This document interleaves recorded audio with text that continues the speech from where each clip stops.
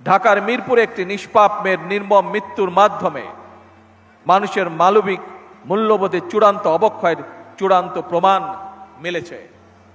প্রিয় উপস্থিতিবৃন্দ, প্রিয় ভাই বোনেরা, এ বিষয়ে একটি কথা আজকের এই অনুষ্ঠানে আমি পরিষ্কারভাবে আপনাদের সামনে তুলে ধরতে চাই।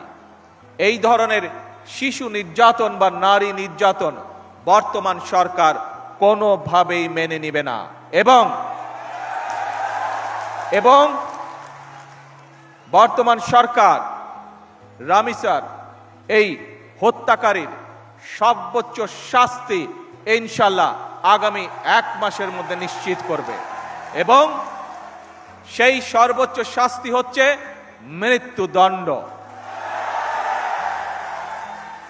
যাতে করে ভবিষ্যতে আর কোনো ব্যক্তি মানুষ এইভাবে শিশু বা নারী নির্যাতন করার সাহস না পায়।